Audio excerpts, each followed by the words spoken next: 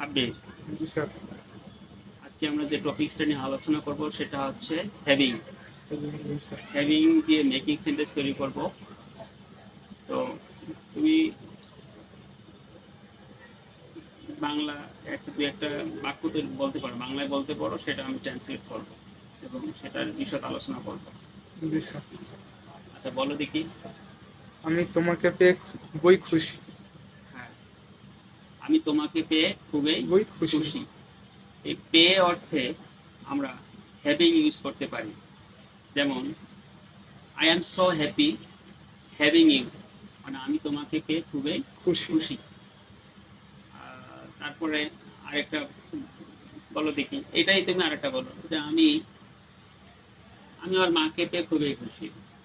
I am so happy having my mother, my mother. আমি আমার মাকে পেয়ে খুবই খুশি। খুবই খুশি। তার মানে হ্যাভিং যখন বাক্যে বসে এটার অর্থ দাঁড়ায় পে। হ্যাঁ, পেয়ে, কোনো কিছু জি স্যার। পে। আচ্ছা, এবার করার পর একটা বাক্য বলো, যেমন আমি কাজটি শেষ করার পর আমি বাড়ি যাব। জি স্যার। তাহলে হ্যাভিং ফিনিশ দ্য ওয়ার্ক, কাজটি শেষ করার পর আমি বাড়ি যাব। আমি বাড়ি যাব। তাহলে বলতে হবে having finish the work I will go to home, আমি বাড়ি যাব। যাব। তাহলে এখানে করার পর এর অর্থে আমরা হ্যাভিং হ্যাভিং ব্যবহার করতে পারি। পারি। এরপর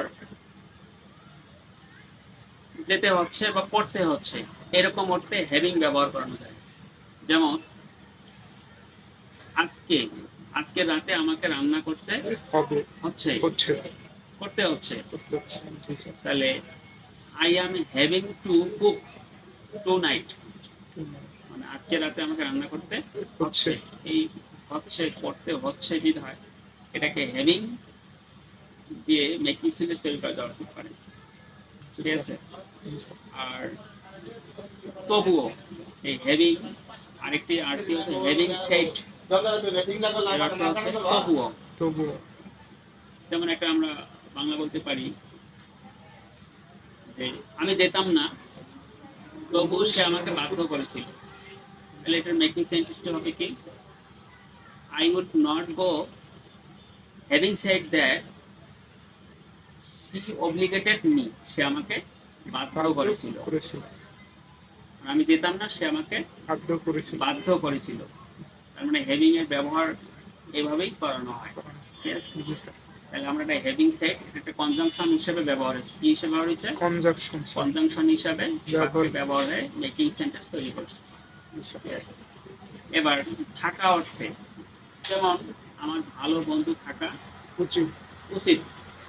তাহলে আমরা বলতে পারি I should be having good friend, মানে আমার ভালো বন্ধু থাকা উচিত। উচিত। তাহলে তুমি এখন এটা একটা উদাহরণ দিতে পারো যে আমার ভালো ক্লাসমেট থাকা উচিত। I should be having good classmate. আমার ভালো ক্লাসমেট থাকা উচিত। এই মানে হ্যাঁ, বা তুমি যে কোনো থাকা অর্থে তুমি ব্যবহার করতে পারো। যেমন এটা আর একটা উদাহরণ আমরা দিতে পারি যে I should be having this book, এই বইটা আমার কাছে থাকা উচিত। এই বইটা আমার কাছে থাকা উচিত। উচিত। I should be having this book, এই বইটি থাকা আমার কাছে উচিত। তার মানে আমরা আজকে হ্যাভিং সম্পর্কে জানলাম এবং হ্যাভিং দিয়ে মেকিং সেন্টেন্স তৈরি করলাম। বুঝতে পারছো?